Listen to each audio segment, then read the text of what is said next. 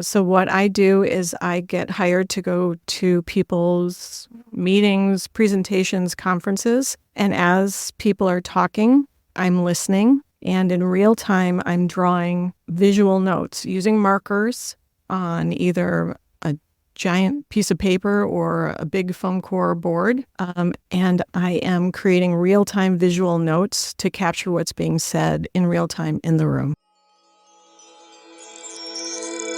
After that, I was in advertising a few more years. I worked at an advertising agency in Connecticut, mostly on the Connecticut State Lottery.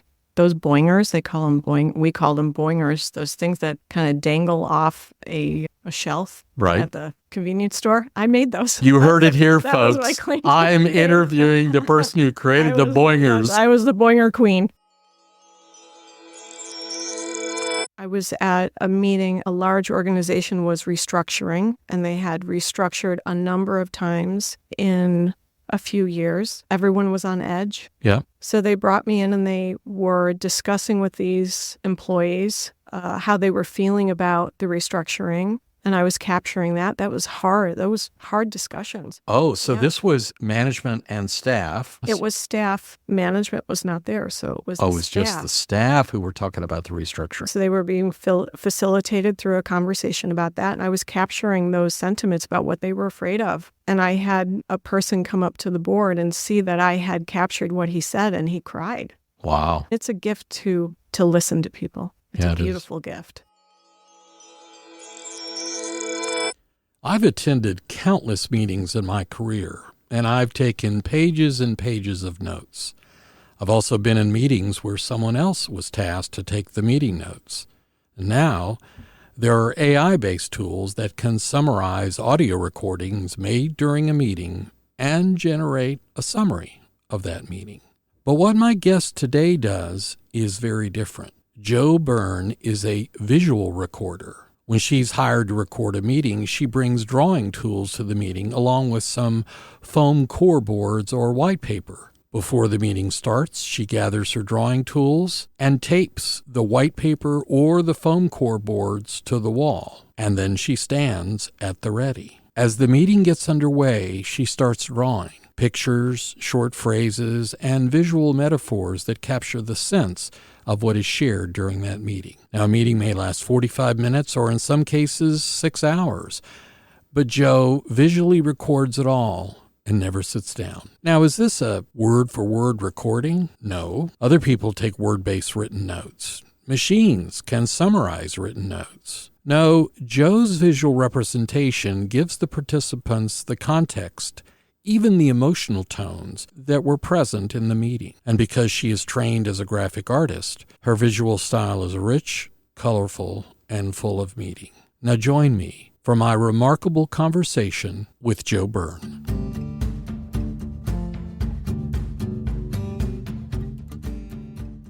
I'm your host, Mark Good, and this is Remarkable, a podcast focused on people and stories worthy of your attention.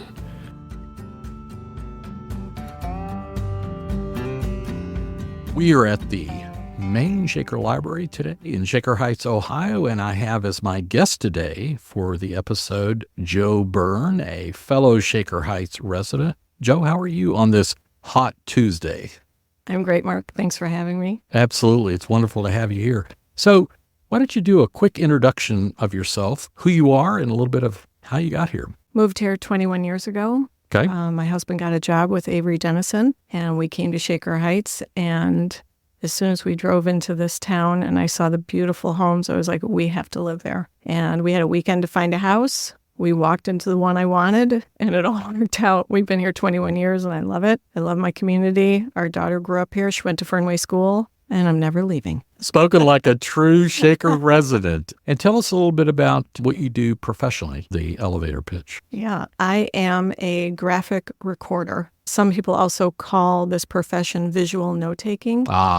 So what I do is I get hired to go to people's meetings, presentations, conferences, and as people are talking, I'm listening, and in real time, I'm drawing visual notes using markers on either a giant piece of paper or a big foam core board, and I am creating real-time visual notes to capture what's being said in real time in the room. We want to talk a lot more about that in a moment because it's a strange profession. When I met you a few weeks ago at the Shaker Home-Based Business meeting that was facilitated by Shaker, a shout out to Sylvia, who works in the city for Laura Engelbert, and they do such a great job. When I met you and heard about what you did, I was instantly intrigued for a couple of reasons. One, I've never heard of that before. Secondly, I'm a visual person, and so I always gravitate to the photos, to the images, to the drawings, to the charts, to the graphs. It's just the way my mind works, right? And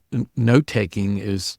When I think of note-taking, it's always like a court stenographer at a courtroom setting, or somebody who's, as they would say in Robert's Rules of Order, the secretary of the meeting. So they take notes. So really different. But before we get into that, talk a little bit about your career, because we were just talking off mic before the show and I heard the words Kodak. And of course, that spawned a whole conversation. Talk about your career.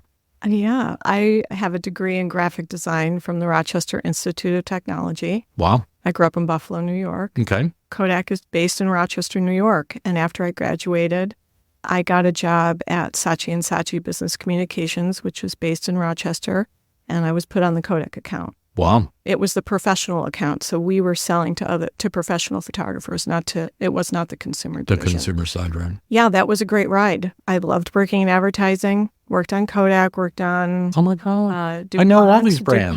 DuPont. So was Saatchi & Saatchi in your day, the madmen of advertising venues? Yeah, this was the 90s. I started there were only 4 computers, and all the art directors had to share them. Wow. Even in college, I was hand lettering with ink pens. Wow. And then by my senior year, there were some Macs on campus. Are you a Mac user today? Oh, hell yeah. Of course. There's no other choice. That's exactly right. Yeah, so what's interesting to me is I started my career hand lettering, and now here, all these many years later, I am making a living hand lettering like that. Everything comes around. It's been a great ride. That's neat. Yeah. So you working for Saatchi & Saatchi on the Kodak account. Yep. Then what? Oh, after that, I was in advertising a few more years. I worked at an advertising agency in Connecticut, mostly on the Connecticut State Lottery. Those boingers, we call them boingers, those things that kind of dangle off a shelf at the convenience store. I made those. You heard it here, that folks. Was my claim. I'm interviewing the person who created the boingers. I was the boinger queen. It was fun. It was all fun. Advertising is fun, creative. Yeah, right? It is. Yeah, it is. You're placed in a room with a copywriter or two, and you are just like, here's the brief, and come up with some creative ideas. It was great. It was awesome. I loved it. And it was hard. It was all good. Yeah. And then I met my husband, and at the time he worked for GE, and we moved quite a lot. So I started freelancing as a graphic designer. And I was doing that even when we moved here. And actually, that's what led me into graphic recording. So when you say, and I want to get to the graphic recording in a second here, but when you say you're a graphic designer, I guess you have lived the evolution of all these computer-based graphic design tools, the Photoshops, the Illustrators, all that sort of stuff. And then the death knell is Canva. Why do you say that's the death knell? It makes it very hard to be a graphic designer. Oh, to compete with people who use Canva. Absolutely. So everybody's using Canva. So everyone thinks they're a graphic designer. Yeah. And it's hard to make a living at that. But that's what I found the last few years that I was doing it. It became harder and harder to convince people that a logo you can go on the internet and get a logo for $35. Right. And if people don't have value for design, what's the kibosh on your... Okay, so the displacement was affecting your ability to make a living, or... It was definitely changing the landscape of what I did. Then you transitioned into visual recording. So talk about that transition. How you discovered that, because that's such an interesting... I didn't discover it. I was doing graphic design work for the Jewish Education Center of Cleveland. Ah. My neighbor worked for them. Okay. So they had asked me to do some graphic design works, which I had done for a couple of years. And then one time they asked me to graphic record at a meeting they were hosting. Now, had you ever recorded graphically No, before. I had no idea what they were talking about. Right. And I told them that. I said, I have no idea what you're talking about. And it's actually my neighbor, Jill Kahn, who lives across the street from me. And she said, yeah, I don't know what it is either. But my boss, Judy Schiller, saw someone do it at a conference she was at in Washington, D.C. And they said, we want to try and do it here in Cleveland, and we can't find anybody. So would you try? And when you're a freelancer, you don't say no. That's exactly right. I can relate. Because you want your customers to keep calling you. And I said, I don't know what I'm doing, but yeah, I'll try. So I bought a roll of paper and I bought some Mr. Sketchy markers, the ones that smell good. So I showed up at this meeting and I taped a big piece of paper onto the wall. And oh, so you did it standing? Yes. Do you still do that? Oh, yeah. It's standing. So you're literally on your feet throughout the entire meeting? Yes. Wow. Yeah. So I went to this meeting and rolled out the paper and started drawing. And from there, people started calling. And it was a career miracle. I love stories like this because we live in a free market economy, and business development 101 is find a need and fill it, right? It's hard to find a need, but it's wonderful when the need finds you. I seriously. When somebody comes knocking with a need and cash. Yeah. Yes. Yeah. It's so exciting. Yes, I could do that. I still can't really believe it. So how long ago was this? Almost 11 years ago. And it's still happening. And people are still calling me. It's awesome. Then, okay, as a guy that's an entrepreneur, started a number of companies, I would say you have validated the market. Yeah. It's a genuine need. It's not a one-off. No, when I first started, it's interesting for me when advertising, they throw you in the room with the copywriter and they hand you the brief. Right. And they say, we need you to sell more film, lottery tickets, or herbicides. Right. And here's the brief. Right. So I was never in the room during strategy sessions. So all of that was new to me. To be in the mix of people making choices and decisions about how their business was going to move forward. So all of that, it wasn't just like I had to learn not only how to draw big in front of people. Right. Which itself is a bit of an art form because many of us, when we're doing creative endeavors, prefer solitude. Absolutely. We really don't want somebody looking over our shoulders. It's very nerve-wracking. Those first couple of years I was full of anxiety. So take us through the process so we can understand that because, first of all, this again, because we've never really chatted at length before, I don't know anything about how you do visual recording. So you put like a big roll of butcher paper up on the wall? Yeah, it's or foam core boards. And they either tape to the wall or on easels. Okay. And it starts out blank. And now, are you doing the way I'm hearing you and imagining this? Is this like a timeline? You like start on the left and go to the right? Not necessarily. Okay. Some people work in a circle. Oh, yeah, that's true.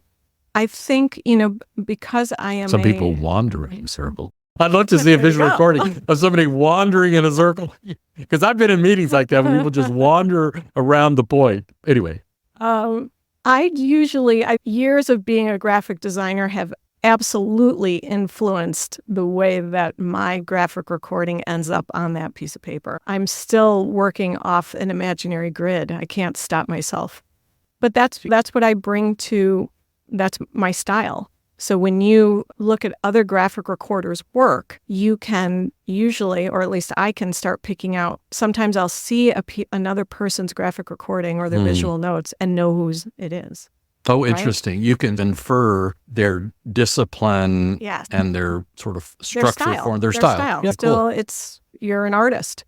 And that comes through in your work. I usually start with the title at the top of the board, and I usually do start in the upper left-hand corner, but then it goes off the rails. My goal, though, and this comes from my graphic design background, is my goal is for that area to be filled within the time allotted. So if it's a 45-minute panel discussion, or if it's a 3-hour World Cafe, right? I want my finished visual notes to be visibly pleasing and to have it packed full of what happened during that session. So, because this is really fascinating because of the way we apprehend information, right? So how do you record, I want to say draw, but that may not be the right word, but how do you record a meeting in a way that enables the person other than you to, I don't know, you'll say it, make sense of it. In other words, if it's words, I know I go to English, right, as opposed to Arabic, right? I go to the top and left and I read left to right. But that certainly may not be the case with how you've recorded. You're right. So, usually visual notes, not usually, almost always, visual notes are not a complete document. I'm not taking minutes of the meeting. Hopefully somebody else is, right? That's interesting. So someone else is usually sitting there typing, right? You have who's typing what people are saying. They're taking those kind of notes. Okay. I'm taking different kind of notes. Okay. And they're not complete. It's really a tool for the people who were there. Right. To help them process and remember what they heard during that keynote speech or that brainstorming session. So I usually don't write complete sentences. There's not time. I'm working in real time. So I'm listening. I'm getting the same information as the audience in the same moment. At the same speed. I don't know what people are going to say. So not only am I drawing what has just been said, but as I'm drawing, I'm listening to what's being said next and trying to hold that so that I can draw that. Okay, so again, let me just pull on the thread a little bit because I'm trying to understand it. So you're listening. So you're not doing what a court reporter or somebody else who's taking notes, with words is doing. Are you developing in your mind an image or a representation of the moment? Would that be fair? Of what you're hearing? Yes. Or what you're experiencing? I guess is really more, right? Exactly. So I'm trying to create drawings that are a metaphor, usually. Okay. To help people understand the concept they just heard and remember it. So, like, for instance, maybe they're talking about how we need to learn from our mistakes or failure. Failure is fine. Okay. One of my favorite metaphors is I draw a lot of ice cream cones with the ice cream has fallen out. Okay. It's a mistake. It's an oops. So I'm tying that concept to a metaphor that I've drawn. Or maybe it's an egg on their face, right, for failure. I'm trying to create imagery to help support the concepts that they've heard. So you're doing this real time then? Correct. So as you hear the discussion, whatever the topic is, let's say it's about failing. One of my favorite throwaway lines about failing is that fail often, fail forward, right? Tripping your way into success, right? So what just came to my mind is somebody slipping on a banana peel, right, and falling forward. I think in pictures all the time. That's key. Okay, now I wanted to hear that because I imagined that as I was talking to you. Yeah. Okay, so I think in pictures as well, and actually I think in three-dimensional pictures. So when I have conversations with people that are very conceptual, particularly philosophy, I imagine those concepts in 3 dimensions,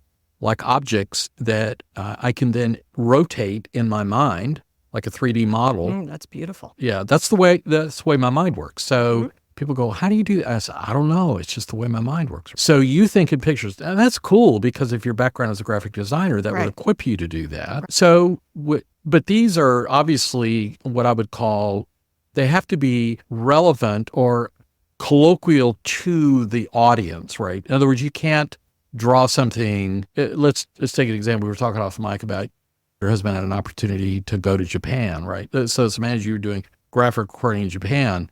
That'd be challenging because super challenging. Because in fact, I don't even know if it would be possible because I've actually done a few jobs in England, and even there it's a challenge. While we have the same language, right, our inside jokes are different. Are all different, and so that can make it super challenging to be a graphic recorder in another land, right? Yeah.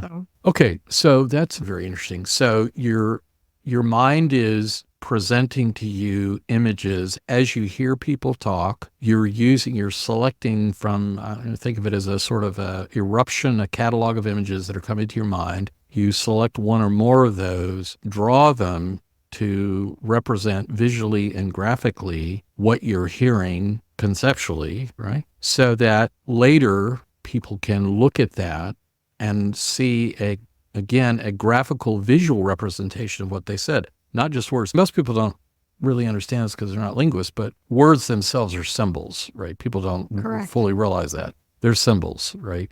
And they're designed to evoke meaning in our minds, but they themselves are symbols. So you're just using another set of symbols, images, right, to communicate meaning. And it's a support mechanism for learning and remembering. So how do you, the first time we met at the Shaker meeting, one of the things you told me is that you will often seek to capture emotion Absolutely. in the meetings. Talk about that a little bit. Yeah, usually people are taking their own notes, right? Their own handwritten notes at something like this. Right. Or there is somebody that's their job. Right. And those notes are going to be disseminated out to the audience. That's one support tool for remembering and learning. Right. But those notes don't capture the emotion in the room. And I try hard to bring that as an element to my visual notes to make them even more impactful. So I'm definitely listening for laughter, Right. for anger, for uncomfortable silences. I was just going to say, how would you capture, because I've been in meetings like this, where if you were an author writing, you would say, so-and-so said something, the room fell silent, you could hear a pin drop. How do you communicate that uncomfortableness in a drawing? Part of it is, for me, is knowing if people are having emotion around something that's being said, my ears perk up even more. I'm listening harder than anybody in the room in all of these meetings because I'm performing. People are waiting to see me put something. I was going to say, this is almost a performative job. Absolutely. But I don't know these people. I don't work with them. Right. So when there's emotion in the room, that is a wonderful alert for me to really pay attention about what's going on here. Right. So I wouldn't necessarily draw people being tense, but it might alert me to being sensitive about what I'm going to draw at that point. Or anytime people laugh in the room, I definitely capture that because that is such a moment of community bonding.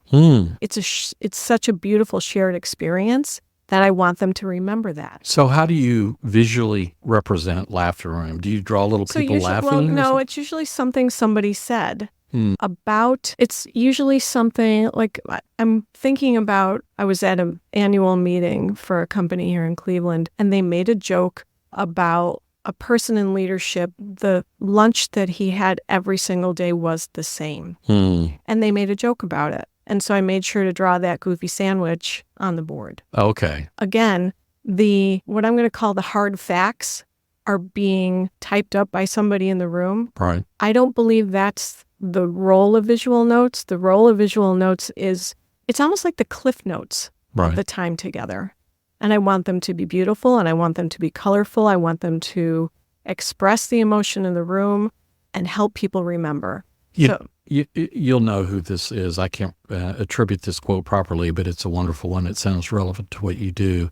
People may not remember what you said, but they remember how you made them feel. Yeah, beautiful. Yeah. And so it sounds like you're about the business of recording the feelings, the emotions, as well as some of the content, obviously. Yeah, all of the content. I am there to reflect back what's being said in the room in real time. Right. And what's beautiful about these visual notes is that, people will come and take pictures of them. And usually the client will send out images of the boards or the graphic recordings to their attendees. Do you take pictures of your work? I do. Yeah. Okay. You can take these visuals back to your home office and say to your staff, this is what I learned. And the visual notes create a breadcrumb trail through the woods, right? Yeah. To help lead you through the story of what you learned from that keynote speaker or during that brainstorming session. So it's a wonderful way, because you're not going to go back to the office and print out the Word document. Well, maybe you would, but that's not really enticing to people. If you were doing visual note-taking of a group of attorneys... I have. Okay. Yeah. I can trust me, there will be at least one that will say to his admin or whoever his personal assistant, print me the notes from the meeting, right? Because they're word-driven, right? What kind of feedback have you gotten from people about this process? People are so jazzed about it. I'm not going to lie. It never gets old. People love visual notes. They love it. And that feels great. I'm in service of others. And really, I'm like a fly on the wall in all these different organizations and business, people who are working really hard on really hard problems. Right. And in my own little way, I hope I'm helping them accomplish their goals. Yes, and it's wonderful. It's a wonderful way to think about it, because so much of the work, I think of my children, all of whom are adults now, but I remember when they were little and they would have the bring your child to work day, your son or your daughter or whatever. And I remember thinking as a young father, the complexity and the difficulty of trying to communicate to my children what I do. And even, now when you talk about these meetings, my dad years ago, when he was in Dallas, he worked for Texas Instruments. There was a joke that GE said that progress is our only product. And Dad's joked that at TI, meetings were their only product, right? But meetings can be very valuable. And in the time of remote work from home and Zoom and all that sort of stuff, there still is nothing like getting people around a table to have a discussion. And there's something, I want to call it ineffable, that occurs with people because you read their body language, you hear things in the tone of their voice that isn't just one-on-one, it's the group dynamic, right? It's how somebody leans to the side maybe to listen into someone else, or folds their arms when they hear something that is off-putting or offensive to them or makes them uncomfortable, right? There's all that stuff going on that really only happens when you get people physically in the same space. And then for you to record that, other than the words, but to record sort of the sentiment of the meeting and the mood and the feeling. So tell me what you said your clients are jazzed. Do you have any stories about what's happened after you've recorded the notes, how people have responded to them, maybe how it influenced business decisions, or do you ever have any insight into that? Yeah. Now I've been doing this long enough that I've had organizations have me year after year. Right. And it's very interesting for them to pull out the visual notes from the prior year's meeting and say, okay, this is what we agreed on. Right. This is what we said we were going to do. Right. Now let's, number one, have we done that? And now we're going to talk about how we're going to continue that momentum. I think that's a really interesting way to use these visual notes. I think. Are people ever surprised at what you capture? Yes, for sure. I was at a meeting, a large organization was restructuring, and they had restructured a number of times in a few years. Everyone was on edge. Yeah. So they brought me in and they were discussing with these employees how they were feeling about the restructuring. And I was capturing that. That was hard. Those hard discussions. Oh, so Yeah. This was management and staff. It was staff. Management was not there. So it was Oh, it was just the staff who were talking about the restructuring. So they were being facilitated through a conversation about that. And I was capturing those sentiments about what they were afraid of. And I had a person come up to the board and see that I had captured what he said, and he cried. Wow. It's a gift to listen to people. It's a beautiful gift. And so one of the things for that meeting in particular is that's why my business name is See Your Words, right? It's one thing to say them out loud in a meeting room and then, okay, the meeting's over and everybody goes back to their desks. But we have hard physical proof that meeting happened and that hard things were said. And that's powerful. What are some other examples where you have been privileged to record? One that really still impacts me is I was working with a researcher who was trying to figure out how to provide healthcare in its best form to women who had substance use, a history of substance use. Substance abuse. Yes, and had given birth or were giving birth. So what we did is we interviewed 8 women.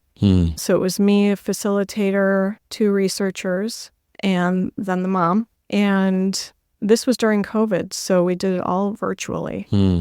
So they could see me. I had a camera on me and on my board. Right. And we interviewed them about what their experience was, how they got to the point of substance abuse, right, how they got themselves clean, and what was their experience in the hospital. Wow. Super, super interesting and heartbreaking and beautiful. So then from those 8 interviews, we called that all together, found the themes, and created a visual map that could then go out to stakeholders to hopefully change the process for the better. And from that, it was called the Empower Project with Nicole Knighty. She was amazing. In fact, I'm going to do some more work with her in September. And that was really impactful. And from there, I've been working with lots of researchers around the country on this kind of stuff. So what are in this particular case, because it may have been new for you as well to hear these stories. Absolutely. What were some of the takeaways that you had as a visual recorder listening to these stories? What were some of the things, the aha moments or the heartbreak moments? What were the things that, that you said it still resonates with you? Yeah, what do you remember? Their stories are just, most of these women had childhoods that were full of trauma. Yep. And then how hard it is, if you can get yourself clean, how hard it is to stay clean. To stay clean, right. Because the drug dealers are hanging outside the methadone clinics, right? So they're at the bus stop, right? So you've gone to your appointment to stay clean, and then you come out and there's a drug dealer waiting at the bus stop. But the biggest one takeaway for that was the stigma that we have around people who have drug abuse issues. And that happened, we're all people with biases. So that includes nurses and doctors. So how do you address that? And that's for the researchers to figure out. But I was the one who captured these women's stories and then created the visual map. So from those live drawings, we then figured out the themes, and then I drew a visual map, not live, right, that they could use in their research and in the paper that they were going to put into publication. So what are some other experiences? I've worked for healthcare organizations, for Major League sports teams, for you name it. I've worked in that genre, which is great. It's always interesting. Every day is different for me, and it's exciting. So do you use color as a part of your drawings? Absolutely. And do you select colors to convey emotion? Or is it really just to differentiate a subject or in a moment? It depends. I'm a graphic designer at heart, so that means I always ask my customers about their branding, right? So I can try and draw to go along with your corporate color palette. I think I want to make sure that we're clear that I am standing at the board and drawing as long as the people are talking. So I've been in meetings that are 45 minutes long. I've also been in a meeting that was 6 hours long. Wow. For a company who had created a medical device that was not performing as they wanted. And so they had everybody in the room and they talked about what they were going to do about it for 6 hours. So that was a roll of paper that went around 4 walls. It just kept going, and I started in one corner and went all the way around the room. It's a mixture of words and pictures being drawn. And again, I want to be clear that I'm not writing full sentences. I might just write the word authenticity because that's what they were talking about. These are cliff notes, basically. And they're really for the people who are in the room at the time or at the keynote speaker's talk at the time. Because they were there and they heard the information too, they can fill in the blanks. These are like visual cliff notes. Correct. Yeah. So my visuals are like the scaffolding, and you can fill in the blank parts because you were there too. They're not complete notes. I'm a visual thinker, obviously. So I'm going to say again that if you are talking to your team, there should always be a giant Post-it note pad there and the Mr. Sketchy markers because they're fun. Yep. And as you're making your points, write down a word from each point onto that pad of paper. Again, when you pair visuals with information, it helps people process or remember what they're learning. Throughout my career, I've always made a habit of having either in my office or in my conference rooms, one or more whiteboards. Absolutely. Because I'm the kind of person to make a point that I would stand up and draw a picture. Yep. And then words with it, and then turn to whoever was there and say this, whatever I was going to say. And then I was really delighted when other people in the meeting would say, give me that marker. And they would get up and start drawing. Now you're co-creating. Yeah. And you're riffing off of each other. It's amazing, right? There's something about you being able to pass that marker off to your coworker and them going up to that same piece of paper and they are circling something on it. or they're writing in another word, or they're adding another lake to the you star. left this out, or I would put it this way. It's this, not that. Or if it's like a process diagram, oops, you forgot this step. We need to remember this. And then you turn to the group. Hey, do we have enough people working to deal with that? All that sort of, And of course, the parking lot, so somebody says a one-off, and you can validate the fact that they shared. Yes. And that there's an idea in the room. Yes. And you write it in the parking lot. That's a powerful tool. Don't discount it. Yeah. So you have that extra piece of paper on the wall for the parking lot so that they know they've been heard and that their contribution is still worthy of being written. Another thing that I do at conferences is an attendee engagement board.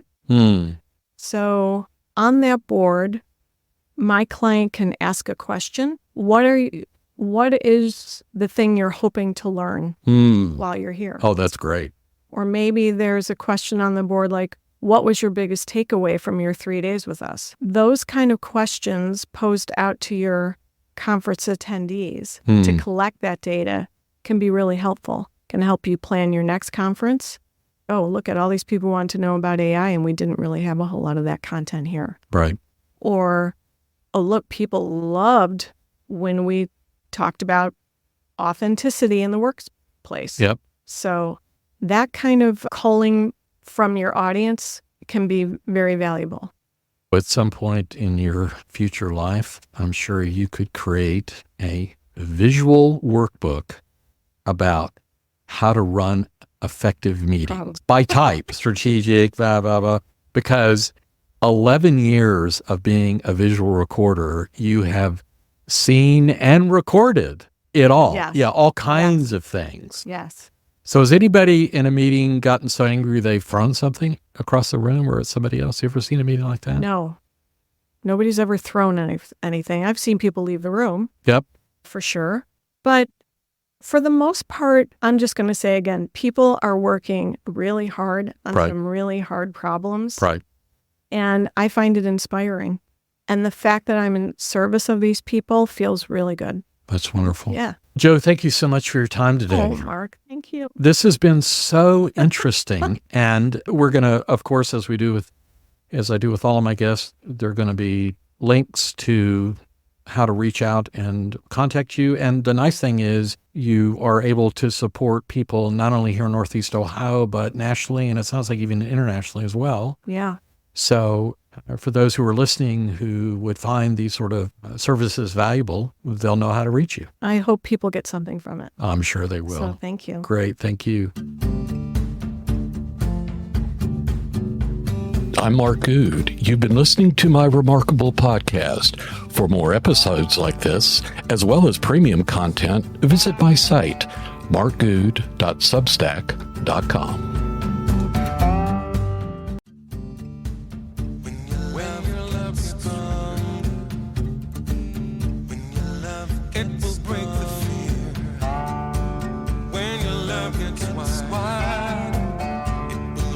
It will bring you near.